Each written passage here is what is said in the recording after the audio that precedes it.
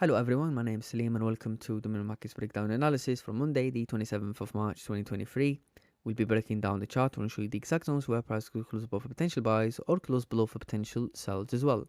So looking at previous daily candle closing bearish forming a new daily resistance around 1993.500. What we can see is the Friday daily candle closed below this daily resistance. So now a quick review on a weekly time frame, and what we can see is the weekly closed bearish forming a new weekly resistance around 1988.300. A minor rejection to the upside. This could potentially get filled, depends on how the daily time frame plays out. So now to break down the chart and dropping down to the 4-hour time frame, what we can see is we have the most recent 4-hour support at 1972. We have the most recent 4-hour resistance at 1999.300. Dropping down to the hourly time frame, we can adjust the support based on this 1-hour support at 1975.900. And we have this recent 1-hour resistance at 1994.500. Dropping down to the 30-minute time frame, we can adjust the support based on this 30-minute support at 1975.200. We have this 30-minute resistance, but where price closed on Friday is just within this resistance. So what we know is usually price needs to have some sort of a range to consolidate before breaking out of the zone to have a potential a good trade for either buys or sells. So what we can see here is we've got this 30-minute resistance at 1987.100. Dropping down to the hourly time frame, we have this line lines up with the 30-minute resistance. We have this 15-minute resistance, but we're not going to pay much attention to it because on the 30-minute time frame and the hourly time frame looks good. So now I'm going to explain why I think this is going to be a decent no trade zone. First of all,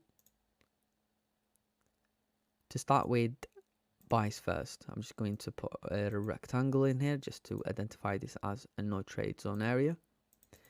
So when you look at the daily close bearish. Okay, so the 4-hour time frame. So here's the thing: 4-hour formed support on Friday around the London session, and then price formed resistance on the 4-hour time frame around the New York session, and obviously this 4-hour support has been broken. So the theory is if price break and close above this previous 4-hour support, there is a higher probability for price to retest this 4-hour resistance. Also on the hourly time frame, that lines up as well. So if price break and close above this previous 1-hour support, there is a higher probability for price to continue bullish. For sells, as we form daily resistance, for price to break the previous daily low, there's a higher probability for price to continue bearish. So now to look for potential buys first, and what we can see is we have this daily resistance around 1993.600 or 700. Dropping down to the 4-hour time frame, we can adjust it to this 4-hour resistance at 1999.300.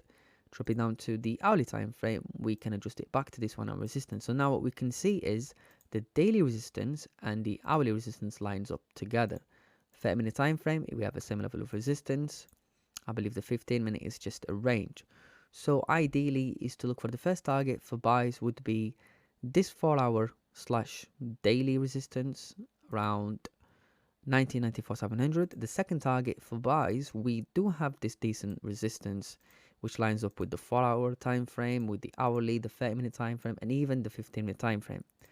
But this is a small range and we don't know where the price is just going to push above.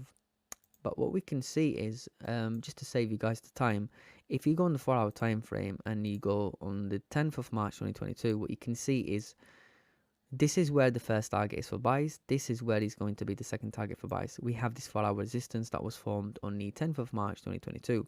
So the second target for buys would be 2004.200. Now to look for potential sells, going back to the daily, and what we can see is daily formed resistance. We have this daily support, which is a long range to identify as like a first target. When you drop down to the 4-hour time frame, what we can see is we have this 4-hour support. Hourly time frame, we have a same level of support. On the 30-minute time frame, we have a same level of support, and the 15-minute time frame, we have this 15-minute support at 1967.600. So regardless whether this is a small range or not, regardless whether the daily closed bearish, we have to respect these levels of like a 4-hour support and 4-hour resistance.